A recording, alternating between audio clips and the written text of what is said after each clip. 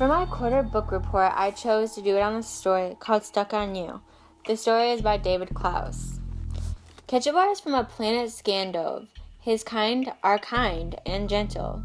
He is soon given the task of evaluating a new planet for the lagoons to inhabit due to their sun turning into a supernova. Ketchabar is honored with this task. His mission was simple. He would be placed onto the average 14-year-old teen boy, and his life would be through his eyes. When he felt he gathered enough information to decide if humans were worthy of Earth or if they should be given to the lagoons, he would return home. The humans are already seen as destructive and violent. They are killing Earth and aren't smart enough to fix it. Depending on his conclusion, the human race would either be extinguished by the gathering death ray, or they would go on living their lives as if nothing happened, as the lagoons sat in complete darkness, which would lead to their extinction. Ketchabar's spaceship hovers over Tom Fiber's home as night falls. Those in the house of 330 Beach Avenue are unaware that their lives are about to change forever. Tom Fiber is barely intelligent, with the brown hair and braces with oversized glasses. He is levitated into the spaceship. Tom is sent into a paralyzed state as Ketchabar explains his mission to him. Tom begs for freedom, but Ketchabar's small snail-like body is already climbing up his face. He then reaches the naval passage and says, "The human brain. I infuse myself into it, and I become Tom Fiber." Ketchabar inserts himself, and his insertion is complete. His life as Tom Fiber has now begun, and it is anything but normal. The Fiber household is violent and uncivil. There is a drunken father who withers away at the local bar all day, and a violent mother who can never be pleased. Despite Ketchabar's new horrid family, life at school is even worse. Tom Fiber is an outcast. By coincidence, he is already considered an alien to his fellow classmates. Daily, he is tormented by a group of bullies.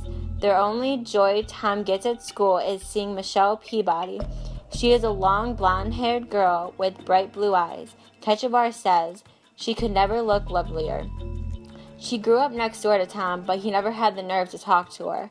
However, Ketchabar changes that, big time. You may say he even gets Tom his first kiss.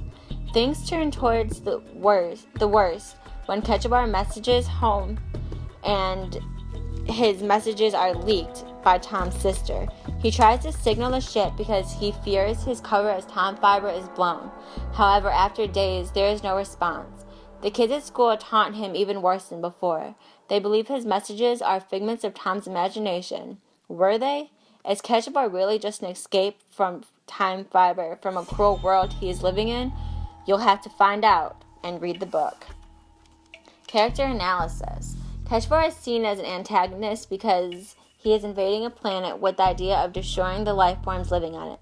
However, he is also a very dynamic character because he begins only with the intention of completing his mission, but he then develops emotions towards those he meets, and he sees the people are more than just violent beings. Tom Fiber is seen as a protagonist.